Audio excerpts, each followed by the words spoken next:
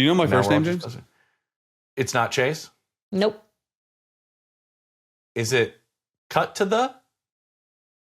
Cut to the? Nope. Okay. What are we over here? I have 3 first names. Okay. Starts with a W. Does Diana know it? What? Wyatt? Oh, that's a sick one. That would be a sick name. Wyatt. Yeah, I'm good with a Wyatt. Wyatt is Chase is a good one, but Wyatt's like a great quarterback. Wyatt Chase. Wyatt Daniel. Oh, Wyatt out there just slinging it in Texas high school football. Oh.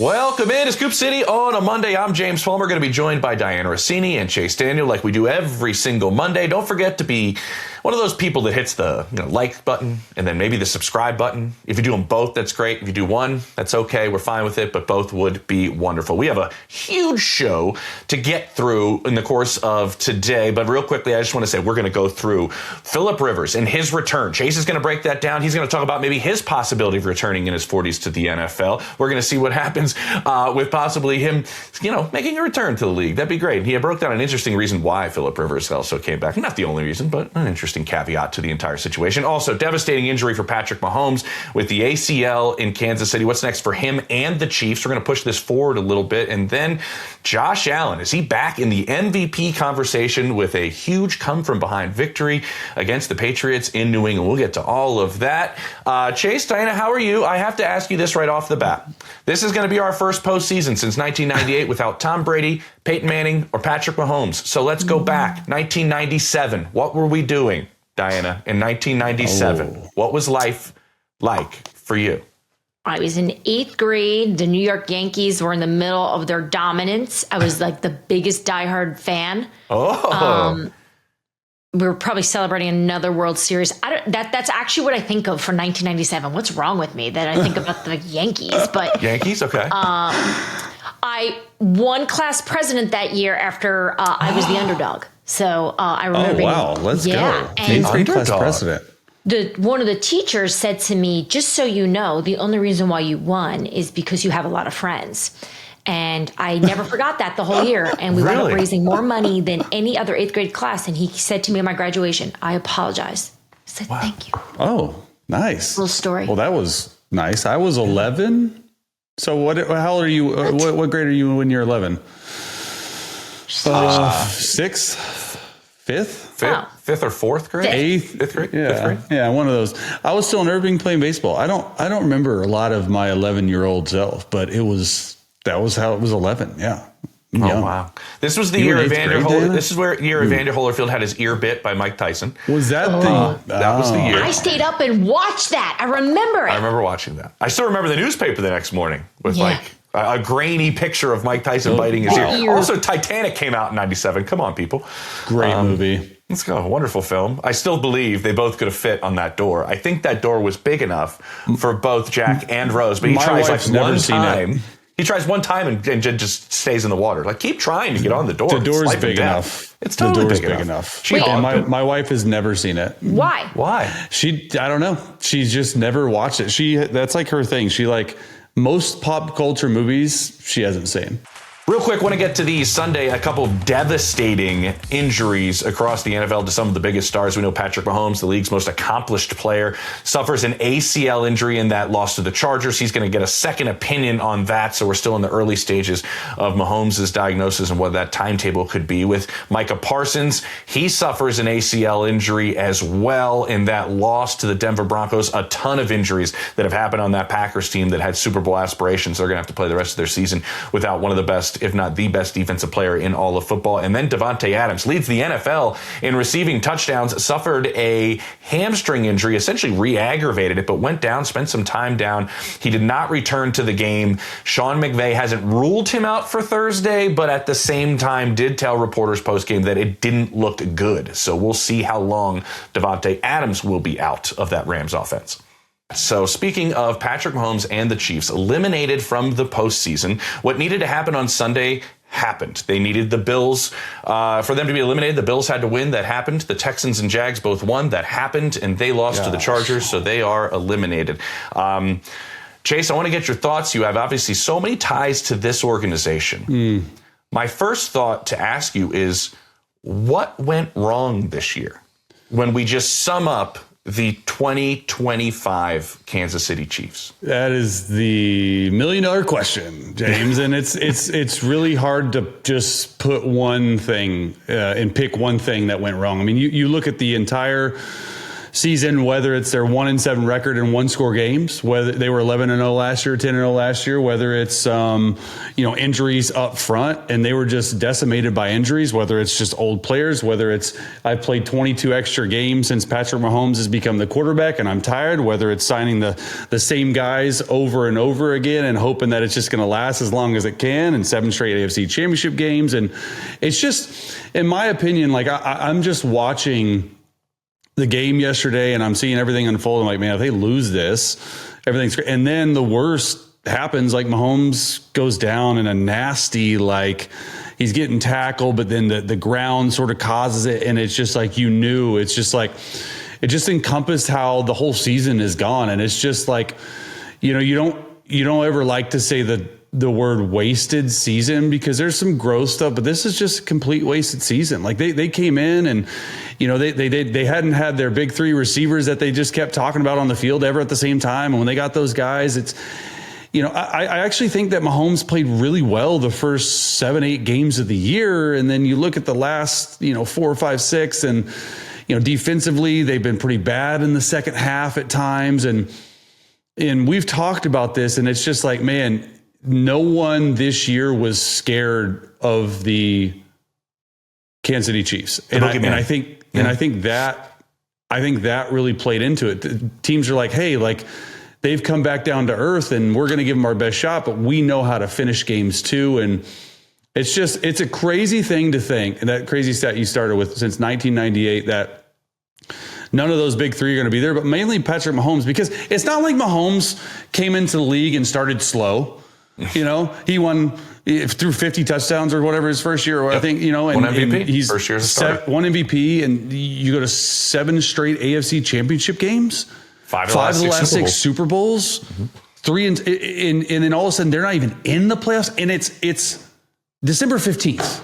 It's not even like it's like at the end of the season. Yeah, it's true. After week 15.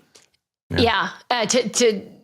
I think that just sums up kind of how this year's went, right? It's been so incredibly inconsistent, but I feel like this is finally the time where we can say the Chiefs may have lost the benefit of the doubt, because we always come on the show, right? And we're like, I gave them for sure. Right? Yeah. Chase, you've been awesome and you're loyal to them, but you don't just do that because you played for them. Like, no. You represent, I think, what a lot of people feel around football. I think other coaches and players look at the Chiefs the way you do as well, which is Patrick Mahomes is just that good. Yeah. That tandem of Andy Reid and him are that special. And obviously when Travis Kelce's playing well and Chris Jones is playing well, they're a scary group. You can't count them out. They also do such a good job as an organization of keeping the issues that they have, because trust us, they have just as many issues as you're seeing other teams deal with, the same type of frustrations, but they do such a great job of policing themselves, even in the bad times. And I think that's really why they've had so much success as well. Of course, it's because they're talented and they're good and they're well coached, but they clearly have had really good leaders. So, James, where my mind is going now, I'm over. They're not there. I hate it. I want to see Patrick Mahomes in the playoffs. It's going to be weird to see an AFC championship game without him giraffing around the field and doing all his things and coming up with some big throw that wins the game, whatever it is. But I want to know what this front office is going to do. Mm-hmm. Are they going to blow this thing up and reset it and revamp and make some hard decisions on some players that are maybe some of their core guys to move on to get more money, to go younger? What are they going to address first? What is the priority in that building starting today? So they're going to be a team, I think, that they're going to have to do a lot of work this offseason if they want to get back to being the Chiefs that we know. What kind of decision, though? Sorry, James. What do you think is? You say these key decisions, in your opinion, and James, you can chime in on this too. Yeah. For you, what do you guys think is like? I know what it's on the field, but like there's cap stuff, what do you guys think is the most important decision that the Chiefs are going to have to make this offseason? Well, go ahead, James. You go first. Yeah, I'll just go first. I think there's a few things that stand out to me. When they lost the Super Bowl against Tampa, it was very specific what needed to happen. Yes. I mean, that was the most pressure a quarterback has been under in the Super Bowl in the history of the game. So what did they do? They put a bunch of resources into the offensive line. They knew exactly what it was. I don't know if this offseason is as specifically focused. And that's what I'm curious about what Brett Veach does. They are $43 million over the cap for 2026. There's only one team that is higher, and that's the Cowboys at 47. So financially, there's a lot to be worked out. You need to get a contract extension for your maybe, as Chris Jones has gotten older, best defensive player in Trent McDuffie in the secondary. And we know the way the cornerback market has skyrocketed over the last 12 months. You have to fix your running back room, because I commend what Kareem Hunt has done, but this is a guy who has gotten older and older and still finds a way to be somewhat successful, but he's playing on like one leg. So what do you do to revamp your running back room? The defensive line depth has been a big issue. The connection from the front to the back has been a big part of that defense, whether it was Tyrann Mathieu talking to the front end or whether it was Justin Reed talking to the front end. And that's a part of that defense that has been missing a little bit with Nick Bolton's communication to the secondary. And I find it, and I want both of your opinion, I find it somewhat lazy of a narrative to say, fix the offensive line. Like, you have the highest paid center in football. You have arguably the highest paid guard in football. You drafted your left tackle in the first round. You have an up and down left guard who's not decent, but still a young player. And you've paid to put multiple resources to attempt to fix your right tackle spot. I don't think anybody should say Brett Veach hasn't made an effort to improve this offensive line. James, there's a GM in the AFC that loves Scoop City and heard us have a conversation recently about this. And he reached out and said, because I think you made a similar point about the offensive line not being the biggest issue. And he's like, he's spot on about it. Like, the offense, it's not, that is not the nucleus of their problems the way we saw against Tampa in that loss in Tampa. This is around, I do think the run game is got to be the part, or at least the piece that they need to improve. I also just go back to what they were doing in free agency, what they were doing before the trade deadline. And when I say what they were doing, what they were poking around on. And I hate to say it, a lot of those needs, a lot of those things that they were poking around on, they needed. And I don't know if they would have been in this position, you know, but obviously the next story is going to be, what's Travis Kelce going to do? Kelce. Right. Yeah. None of you guys didn't say Kelce. I'm like, Kelce for sure. Right. Cause he's going to, it's a lot of money. Yeah, I mean, his contract's done, right? But I'm saying, if you bring him back, like, got to pay something.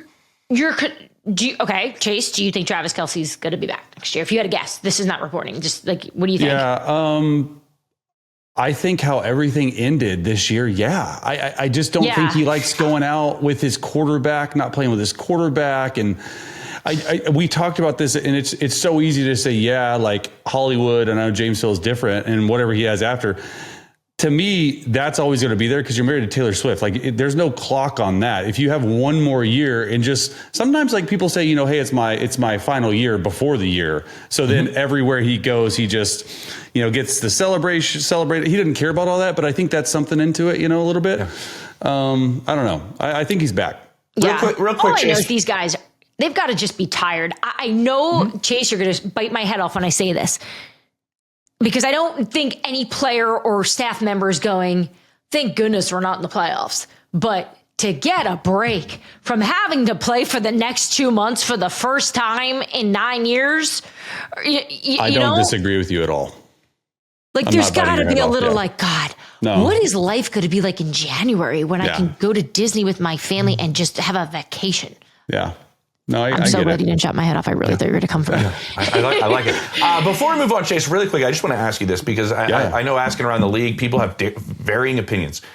Does Patrick Mahomes fully trust this receiver group that we were so excited at the beginning of the season to see? What are your thoughts on Rashee Rice and Xavier Worthy and Hollywood Brown as receivers and what we saw in 2025? I don't know. No, the question's no. You can just tell in certain moments of games when he's like, he's like, you don't really see him like that very often.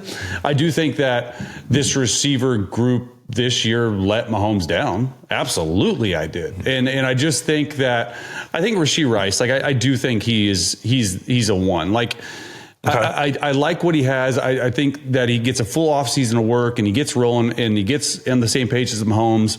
I think that's great. I love Xavier Worthy. He's a key piece outside, like just speed wise. I do think they need that third receiver to be like a $10 million guy. It sounds weird, but like a guy that you're paying that is just like a winner on the inside, because you haven't had a winner on the inside because Kelsey.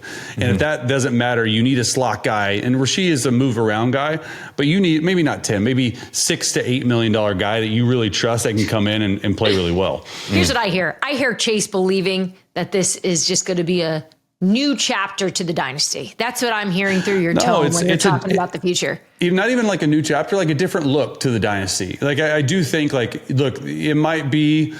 I'm just going to go on a limb right now. I don't think there's any way that they miss the playoffs again next year. Like I just knowing the quarterback, knowing the freaking head coach and how the organizations run, I will, like, if I'm a betting man, which I'm not, I would bet a lot of money that there's no way. You took $100 from me last week. You that are wasn't totally a betting man. You just lost it. You snaked it. I agree with you, Chase, but at the same time, this is a different division than Patrick Mahomes has ever experienced, and it's not going to get worse in 2026 with Herbert and Bo Nix and Harbaugh and Sean Payton for sure. So let's spin it forward to that and where this AFC picture looks heading into the later part of December without the Kansas City Chiefs. I was at this game, guys, in Denver between the Broncos and the Green Bay Packers. It had I was on the field pregame, a playoff feel to it with this game, just a playoff feel. There was a fight pregame right next to where I was standing on the Packers sideline. This was a game where emotions were high. Broncos win 34-26. I know Chase wants to get to Denver. I want to take you guys inside the locker room first after this win, because there was a couple of things that stood out to me. The first one was this. I talked to multiple players. Nobody even mentioned, not Sean Payton in his post-game speech, nobody, that they clinched a playoff spot with this win. Really? It was not mentioned. You know why? Wow. Players told me because they knew. He was like, Adam Troutman, their tight end, was like, by the way, don't misquote me. Like, we all knew we were going to the postseason. Knew. We all knew, but we didn't discuss it. Why didn't we discuss it? Because our focus is on the number one seed. This is one step closer to clearing the picture for the number one seed. That's what we're focused with in this locker room. So they don't care about the title right now. Mm-mm. They just care about getting the one seed. They got like That's a 70% chance to get the one seed right now, right? They have a 70% chance to get the one seed. And the other part in that locker room that stood out to me is there's a little irritation from these players going, are we going to get this respect yet? Like, I was talking to Alex Singley, who runs that defense, and he was like, yeah, we were underdogs at home. Yeah, okay. How many games have we won in a row now? Is it 11? You can sort of see Bo Nix's comments, too, in the media. Yeah. That's the way those guys were. They were like, you can keep picking against it. I don't know why anybody And where that comes from, James? And you guys know, Sean Payton. The big man up top. Sean Payton is, and this is like, you cannot measure this. And I lived it for 5 years. The amount of confidence that Sean Payton instills in you and his team is unmeasurable. And you can't put something on that to understand like what it feels like as a player, especially because a lot of times in this situation, they're like, like the head coach would be like, don't read your press clippings. We won 11 in a row. Sean's like, no one respects you. It's just constant. And it just makes you like, yeah, screw these guys. Like, let's go play. Like, just what he's able to do to that locker room is unbelievable. And I'm with you, James, because I watched the game and I'm like, first of all, this is might be Bo Nix's best game ever. That was the sentiment in the locker room, Chase. Yes. Multiple players. This is the best I've ever seen. Okay. And it really is, because if you really go back and you really watch that game against, by the way, a top 5 defense in almost every single major category, Bo Nix made big throw time and time again. So people who are doubting Bo Nix's ability to take his game to the next level, I think he's worked through, to be completely honest, that sort of sophomore slump that a lot of people have. And look, they put up 34 points against a top 5 scoring defense, and that's their second highest scoring output of the year. And you do it at home in one of the biggest games of the year in the toughest test, because the Packers came in rolling. Mm-hmm. Like, if you would have told me that I think what did the Packers score 26? 26. If you would have told me that the Broncos have to score 26 to win this game, I said nope. I said no. And we talked about this time and time again on this show. Eventually, the offense is going to have to show up. And they showed up in a big space last time. And it just brings me to one conclusion. And you can question it and people can question it. I just don't think it's questionable right now. The Broncos are the best team in the NFL. Okay. They are the best team in the NFL. They're the first team to 12 wins. And you can say, oh, their schedule is this and oh, their schedule is that. And you think they're better than the Rams right now? So Diana, perfect. So I'm going to ask you this, Chase, and this is probably coming from Diana and myself. Let's go through the Rams and the Broncos. I'm just going to go down the list and you tell me Broncos or Rams in each one of these, okay? Okay. Coach. Quarterback, Rams. Head coach. Oh, my God. That's actually probably the hardest question. That's the toughest one right out the gate. I mean, they're both A+. I mean, it's even. You can take one. We'll give you this. You can go wash. You can go wash. James, we talk a lot about having the pulse of a team and hearing about the players are bought in, right? And it's like sports terminology that's so overplayed and outdated, actually. But what it actually means is this sort of psychological masterclass that both these coaches perform on their teams of finding these ways to tap into. Think about how many brains and lives that they're affecting every day and how they're able to get everyone rowing in the same direction. Every little thing. They're both outstanding at it. They're outstanding at it. And the way they can pay attention. And by the way, the things they care about, the things that are part of their programs. I know coaches who want to be part of the approval process on what the social media team puts out, right? Oh, yeah. Because they want everything. Sean wants everything. In line. Yeah. Totally. So, Chase, I just tried to save you there because that was hard. So we can say even. We can say wash. And here's I'll make this quicker for everyone. I think the Rams at every position other than maybe offensive line go to the Rams, and I would go on defense almost every position other than a corner would go to the Broncos.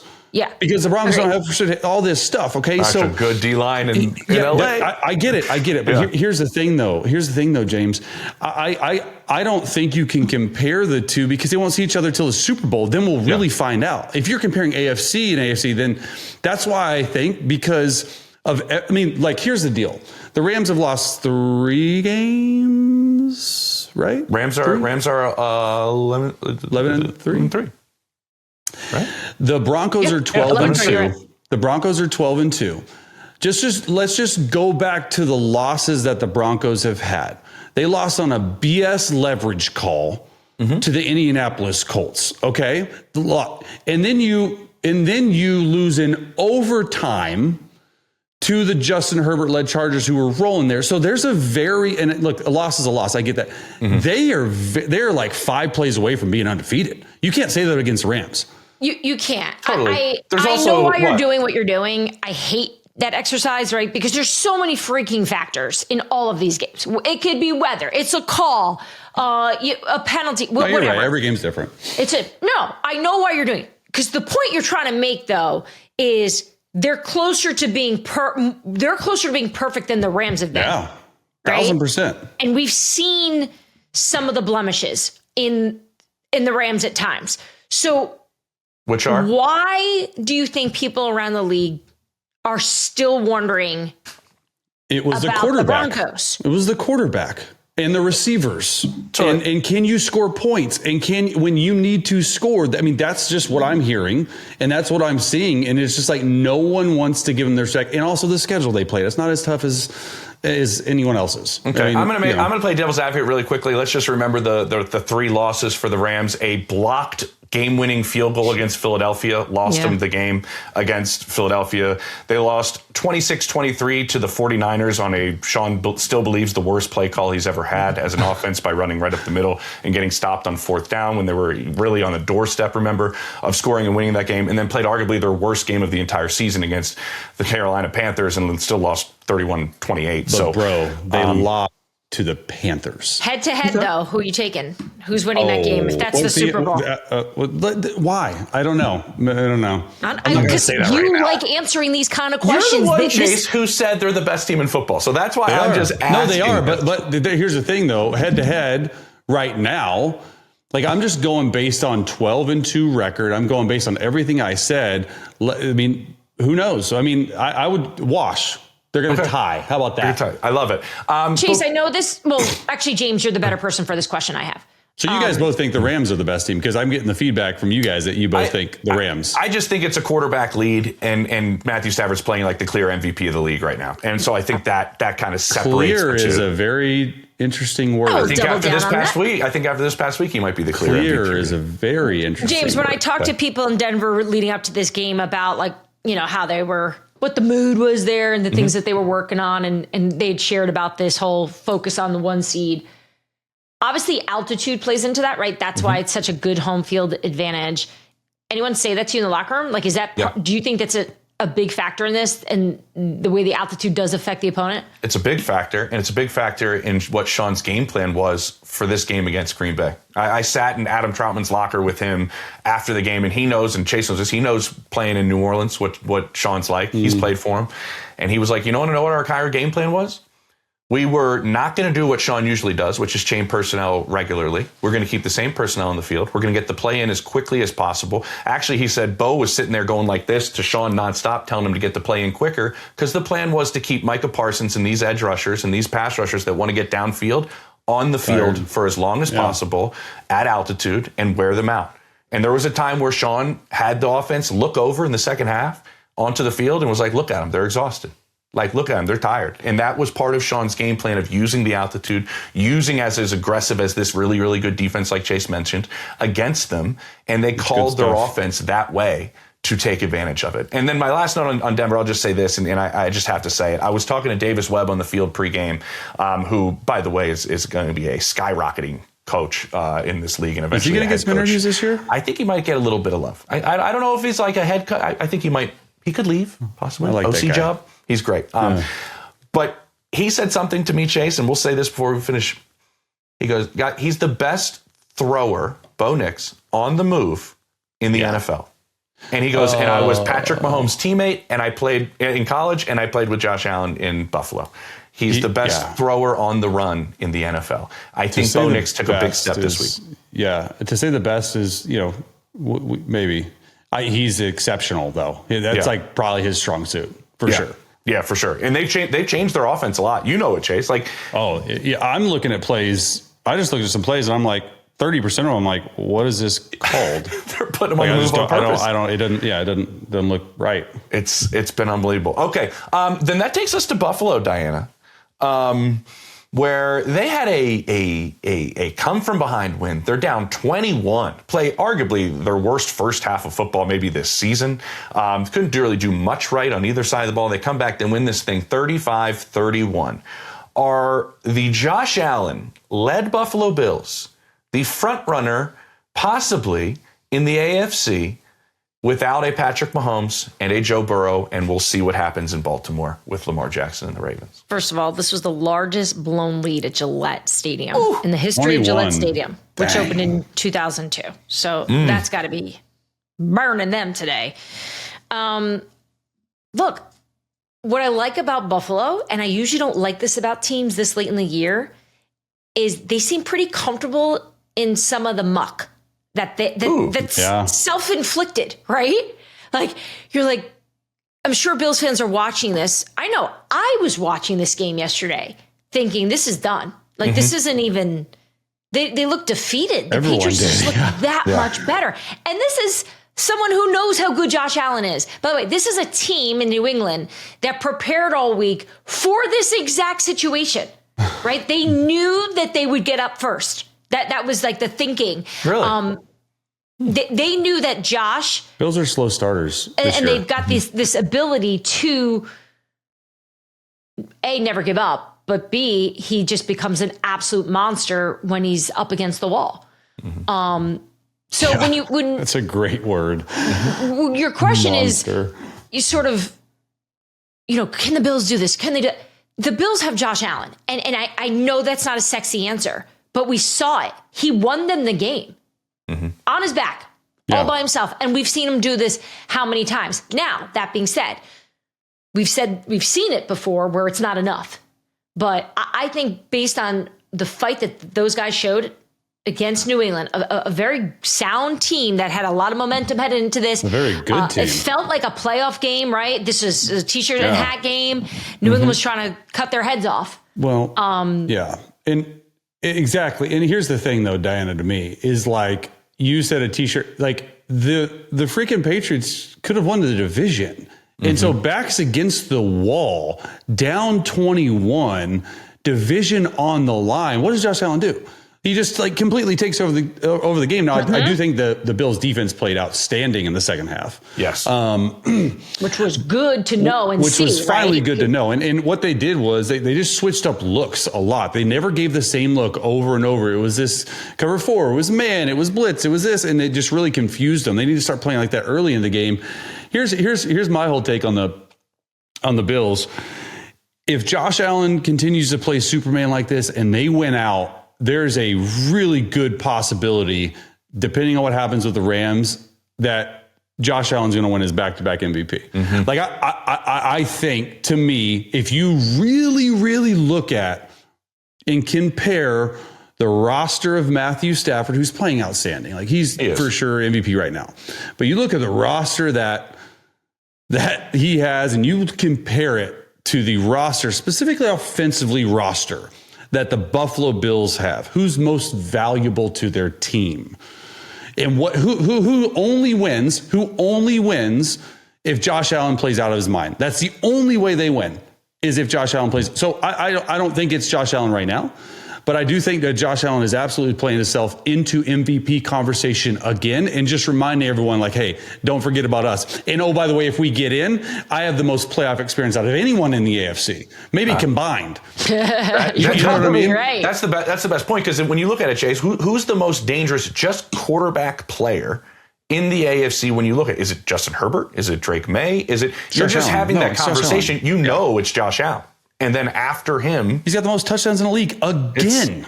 It's really, really, really fascinating. I'll throw the guy as his running mate. James Cook has been outstanding as he's run the football well. Has really helped that offense. To quickly flip it on you, Chase, if the Patriots had won yesterday, was Drake May your MVP behind Matthew Stafford? Yeah. Oh yeah. Because that's even I think an even worse roster offensively than the Buffalo Bills. So absolutely. Yeah. You would have swept Buffalo. Chase, I'm glad you said that, because I do think there's been a little bit of smoke and mirrors with New England, right? Like, because they've been really successful and Drake is phenomenal.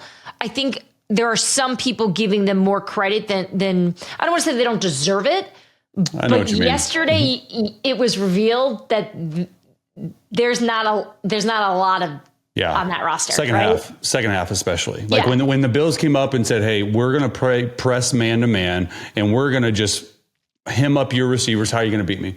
Drake May's not a great runner. He's good at escaping the pocket, throwing on the move, but like he ain't Josh Allen. Josh Allen just you know what I mean? So I just think there's a different to it. I think the Patriots are still a really good team. Think they're going to win a playoff game. It's going to be interesting to see how they bounce back. But I would just say weapon-wise, you're right. Yeah, good point. Really good. But you know who probably in that locker room is not making these guys think they're better than they are, Diana? Mike Vrabel. I think he's very realistic in where this team is and knowing his team and where they're at. I saw his press conference on Monday. He was in like the best mood, and I was wondering, like I kind of predicted that like grumpy, moody person. Maybe he got some I wonder sleep. if there was like a little bit of, this was good for us. We've come down to earth. We've exposed ourselves. Now we can fix it. You know? Okay. Oh, he probably didn't want this to lose. He wanted to win the division, but like it's probably good for the long run. Yeah. Got a young team, guys. Believe it. Just like the Chiefs, we've come full circle, team. Full circle. I love it. We still have more Scoop City coming up. We are going to talk about those Los Angeles Rams and the rest of the NFC West, which is just an unbelievable division. We touched on the Rams. We got plenty more coming up next on Scoop City on a Monday. Oh, welcome back to Scoop City on a Monday. James Palmer, Dianna Russini, Chase Daniel with you, and we tease it and we have to talk about it. The NFC West is fascinating. There are three just absolutely outstanding teams as the number one seed. With the Rams, they're 11-3. Oh yeah, the Seahawks are 11-3. And the 49ers, who I thought they maybe called Chase to try to get there and maybe just provide some help, as depleted as they've been with injuries, are 10-4. Like, this is a division that just has so much competitiveness at the top of it. And Thursday, we are going to have The Rams and the Seahawks going at it. Most likely the Rams without Devontae Adams. We'll see. But I'm kind of curious what the conversation should be with these three teams. Is this hindering the Rams' chances, Chase, of that of their playoff kind of run pedigree because of the battles they have to go through within the division to get there? Yeah. I mean, look, here's my thing. I just think the NFC West in general is just a pretty crazy division. Because, like, if you just look at from the beginning of the year, who's the one team you'd say, hey, probably come out on top based on just it'd be the Rams, right? Like, I'm like, oh, the Rams are going to run away with this division. And then you look at, I mean, the Seahawks and everything they're doing. And then the 49ers, it's just, I think the Rams are the best team in the NFC. And I do think what happens is by playing these teams, it just gets them ready for a playoff run. And they're such ingrained in battles. And it's sort of crazy that, in my opinion, it's probably between the Seahawks and Rams, any of them can win their division. Like, you just don't know. I mean, the 49ers went out and everyone loses one or two here. It's just crazy to me. Specifically, I think the team that stands out to me the most is probably the least talked about team in a long time. That's Kyle Shanahan and the 49ers. Like, I think Kyle Shanahan is doing a spectacular job with everything that he's been handed, because you look like no Bosa, no Warner, Brock Purdy has missed time. George Kittle's missed chunks of the season. No Ayuk. Those are their five guys. Like studs, and they're 10-4. And I know we say this, and I know that, it's Kyle Shanahan's best. To me, with what he's been able to do this year, like, he's not going to win Coach of the Year because it's going to be one of the other guys, but he is coaching his tail off. And I think that's just so super impressive that it's just swept under the rugs. They're like, oh, everyone talks about the Seahawks. Oh, everyone talks about the Rams.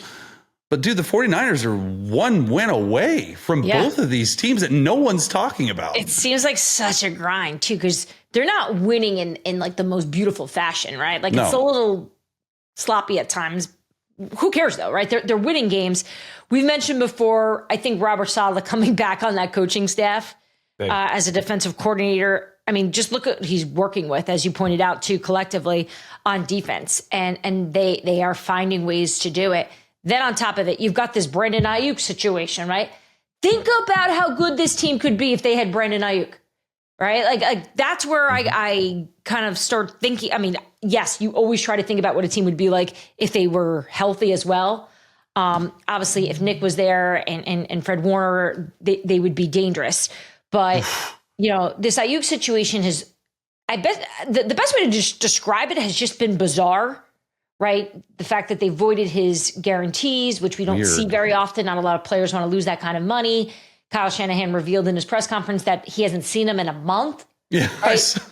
Like, he hasn't seen him in a month. Just, and you just hope first of all, you hope the player's okay, right? Because this is bizarre.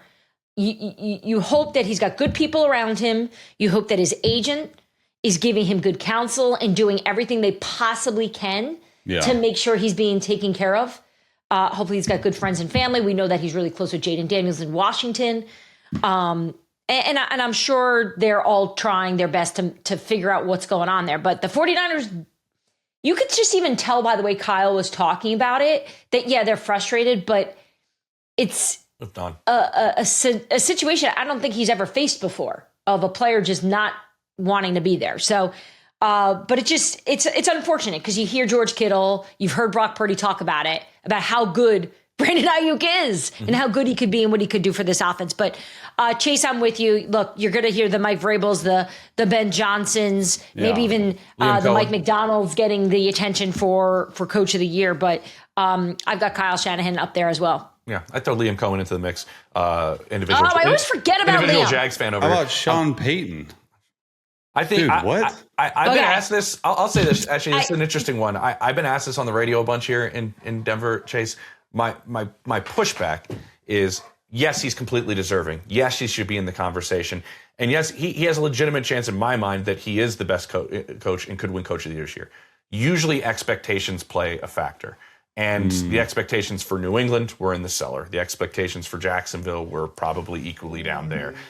Maybe this is Sean's doing because he created the expectations, but they were sky high at the start of the season. Here's what he did wrong. He had success last year. Yeah. That's what he did wrong. He's building then it's the Bears. So Ben bad. Johnson.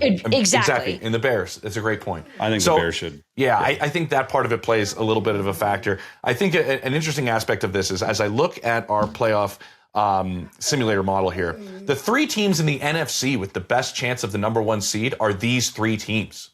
Yeah, I just saw that. That's unbelievable. 56% chance, 28% chance, 11% 11% chance. Wait, say that again, James? The 3 teams that have the greatest probability of getting the number 1 seed in the NFC are all in the NFC West. How about that? There you go. I mean, that's fascinating. The Seahawks I don't think the 49ers are. I don't think they are either. I mean, they're at 11% chance. The Seahawks are at a 28% chance of the number 1 seed, and the Rams are at 56. But if the Seahawks beat the Rams on Thursday, the Seahawks jump to a 49% chance of getting the number 1 seed. Wow. And so these divisional games in this NFC West are going to be absolutely fascinating. If we see Devontae Adams miss for a stretch, Chase, does this Rams team take a step back? I'm fascinated to think the leader of touchdown catches in the NFL could miss some time, and I don't think this offense misses a beat. That's how good they are. I agree with you. And I think Dianna wrote about it in her column. I'll let her talk a little bit more about it. But just on pure tape, and when you're seeing it, this 13 personnel package sort of Sean McVay is taken away from. I mean, 25% of the plays are 13, which means, hey, one back, 1 receiver, 3 tight ends. And, Dianna did a good job explaining it, but for all intents and purposes, you put 3 tight ends out on the field, you're usually getting 3 linebackers. Well, these tight ends are not just blocking guys, they're receiving type guys too. And so they're able to throw the ball at a 13, put Matthew Stafford under center play action with 13 while they're in base 3 linebackers, and those linebackers can't cover like they would a nickel backer or stuff like that. So if they want to go nickel, then what are you going to do with 13? And you're going to run it. And so I just think the balance has been there. Yes, Devontae Adams, here's where it's going to hurt him the most, the red zone. I think Devontae Adams in the red zone is an absolute menace. Him and Stafford on the same page. I don't know if it's extended and you don't have him at all for the next 3 games. Yeah, it might. But you look at Puka Nacua and you look at Kyron Williams and you look at these 3 tight ends, and it's going to affect them, but I don't think it's going to be as much as some people think. Yeah, I do think the Rams, though, are a good example of how this league has flipped, right? Because instead of having the fullback, right, Chase? Yeah. It's like you've got the 4 legit NFL tight ends. You got a run game, a good defense, elite quarterback. And when you look around the league right now and you look at the teams that are having success with that formula or a similar one. And putting quarterbacks under center. Center. Buffalo, Chicago, Detroit, Indianapolis. Absolutely. Right? Like it actually, it's an interesting pattern to watch here of a little bit of shift. And they're having successes with that, right? Chargers too, top 10 rushing offenses. So, and look, I just give Sean McVay credit. He's not even 40 yet, which is so nuts. He's not 40 yet? He'll be 40 in January. So he'll soon to be 40, but I'm not going to cheat him on that. Coached for 10 years. He was hired at 30. I feel like he's already gone through his midlife coaching crisis too. And he was like that. Now he's just and he just had his second baby. Like life is good for Sean McVay. But I just give him a lot of credit for being able to continue to change and push forward morph into what he needs to be. I know he's young and he should be doing that, but I think this is why he's considered to be one of the best ones, which is why it's so hard to compare with someone like Sean Payton, who I think a lot of people around the league also believe is one of the better offensive coaches in football. But would you say of everyone left now that Stafford and McVay are the most proven duo that would be left in the NFC for the playoffs? They are. They have to be. No one else has much experience. You look at Ben Johnson and Caleb, Sirianni and Hurts. It would be Sirianni and Hurts, but it's another new play caller, I guess. But you would say Sirianni has won a ton with Jalen Hurts. That would be the one that I'd be like, All right, so you mentioned Seattle, right? Because they're going to play the Rams on Thursday. Yeah. Okay, so like Seattle to me, I mean, God bless their kicker for helping them yesterday. Myers out there taking all the points. Yeah. Seattle's defense has only allowed 1 touchdown since Thanksgiving, and they've got 9 turnovers in that span. Wait. Hold on. Please just say that again for me. Seattle's defense has only allowed 1 touchdown since Thanksgiving and has 9 turnovers in the same span. What? Oh my God. So that's wild. Right? So that's the defensive side of the ball. Their head coach, obviously defensive minded. I mentioned in my column, just going back, remember Mike's in his second year with Seattle. He's now won 10 games again in his second year. He had success last year. And the story goes that John Schneider was out in Baltimore to interview him. And Schneider was like getting ready to go meet with him in the hotel and was like, all right, let me just go grab a quick cup of coffee at Starbucks. And he went there and, it's like the meeting was at 9. It was like 8:40. And he gets a text from McDonald like, hey, I'm ready. Oh. And Schneider's like, cool. Like, it's not for another 20 minutes. Need my coffee right now. Diana, what's the line there for you? Like being early or being like, hey, that's too early. I still have other stuff I got to do. That's not too early. That's not too early, 20 minutes? I was a little judgy of Mike in that story because I'm like, that's aggressive, right? You're interviewing for the head coach position and you're texting the GM, I'm ready. Like, let's go. Yeah. Like it just seems a little... Early? I thought it was awesome. It's. I think for the three of us who've all been accused of being tryhards, I'm sure at one point in our lives, it just felt a little bit like that. But Schneider, 30 minutes of line. Schneider orders his coffee. He's like, "Hey, dude, get my coffee. You want anything?" And then all of a sudden, he feels a body behind him, and he turns, and it's Mike. And so he left the hotel to just meet with him at Starbucks. That's how excited he was to just meet. They hugged, and the rest was history. And he became and great story. And I'd asked Schneider over the last few months as well, like, you've made tons of good decisions. They've done really good jobs, whether it was signing Lawrence, whether it's bringing Sam Darnold on, right? Moving on from Geno. What was your best decision you think you've made? And he said, probably 2 years ago, hiring my head coach. Best decision. And it's a good one. So, I think Seattle, they got to make some fixes on offense here, as we saw. And Chase, Clint Kubiak is getting some buzz around the league for head coaching opportunities. Yeah, already. Yeah. Why do you think him and Sam work so well?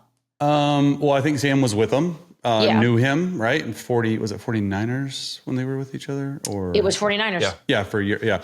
And I just think, one, he's not only an exceptional play caller, he's just that cutting edge type guy, right? But also everything I've heard about him is like how he is around the players is like really, really easy to comprehend and to understand, and like guys like want to play for him. And that's like, it sounds so easy. It's like, oh, shouldn't that as a coach should be?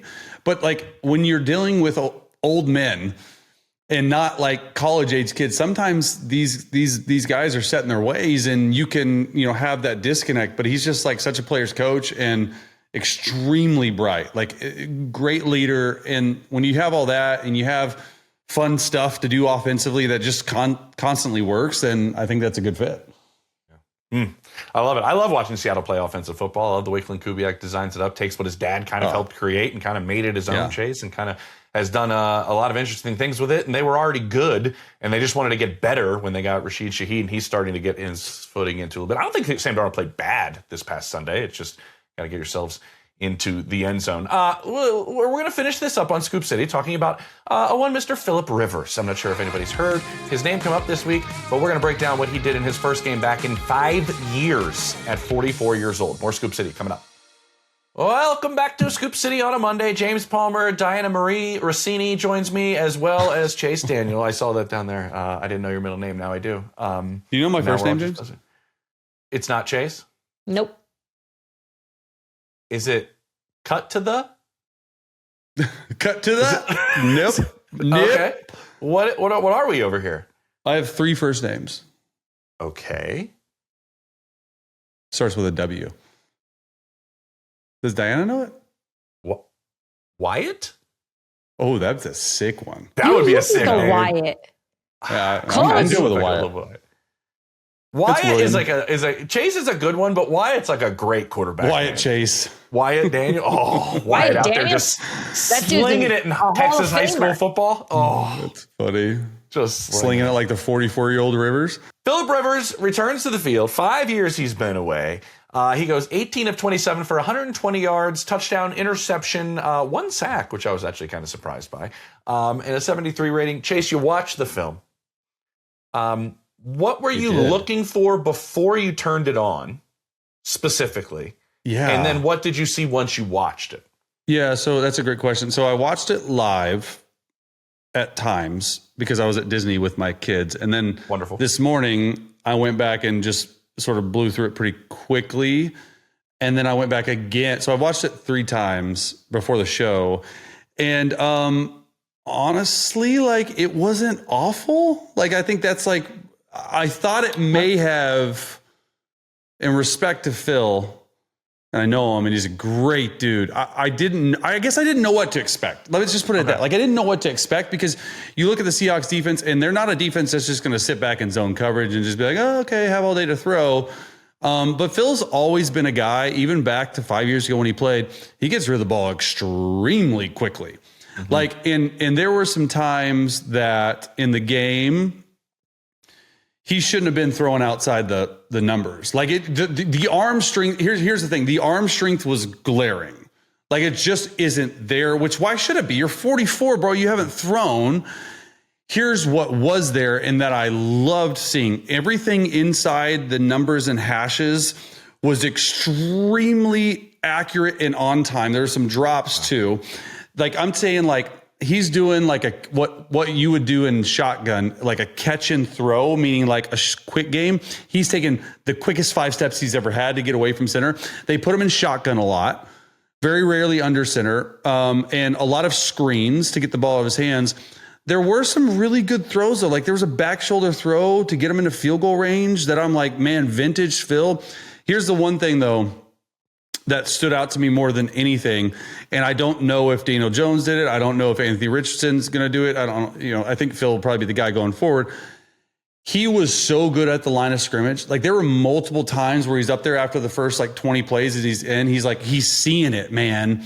He's seeing it. He's checking to runs. He's checking to screens.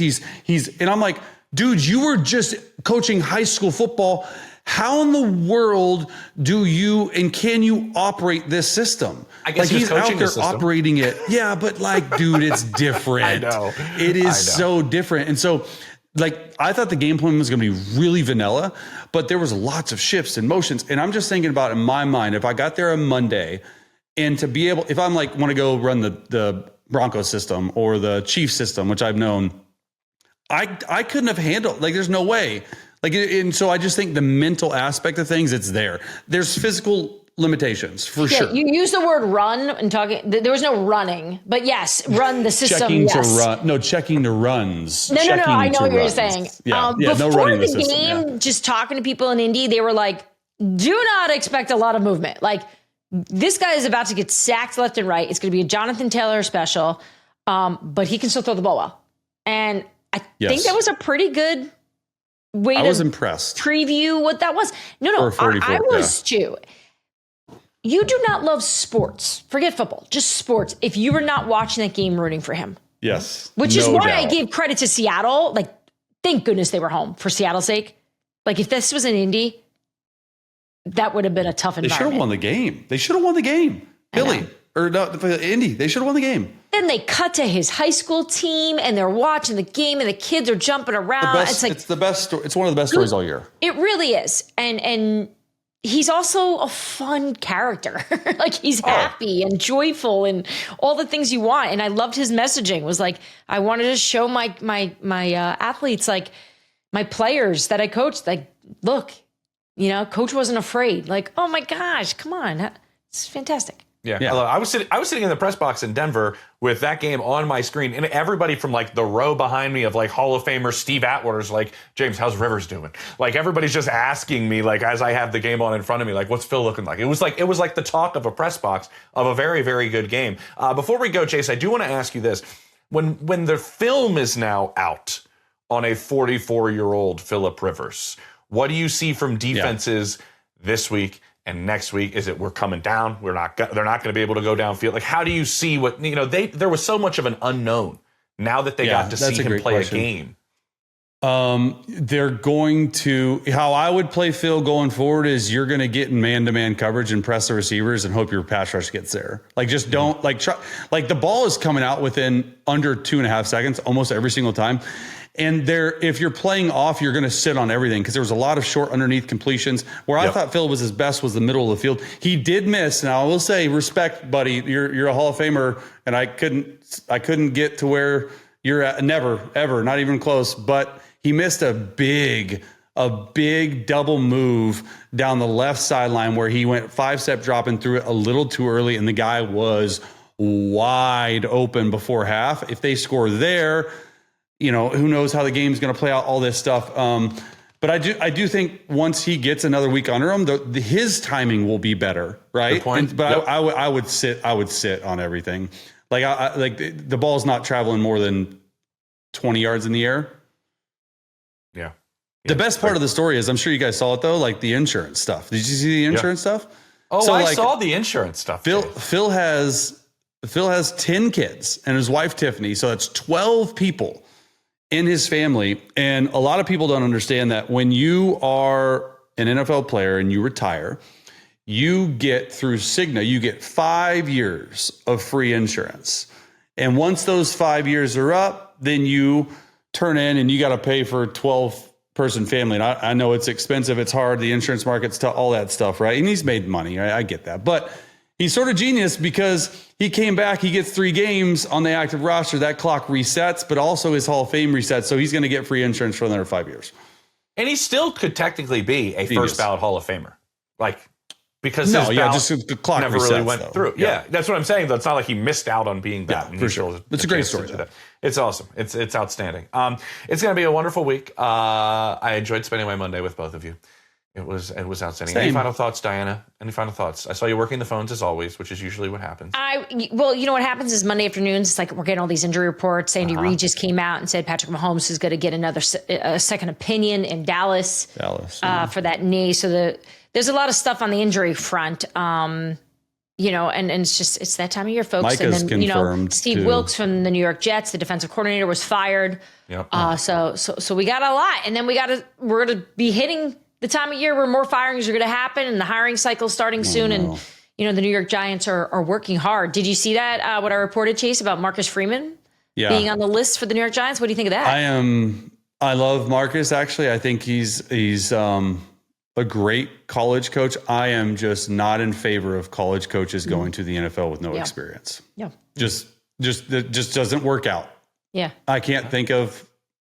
We're going to be doing more of this, right, James? Yeah, I'm sure we're going to have a whole show probably on coaching. So this will be good. Yeah. Yes, this will be real good. I haven't heard anything about Notre Dame lately. I think everything's fine over there. Okay. Oh, cool. All good. Perfect. Chase, Diana, take it easy, guys. See you soon. Thanks for watching Scoop City. Don't forget to like, subscribe, and feel free to leave a comment. New episodes of Scoop City drop every Monday, Wednesday, and Thursday.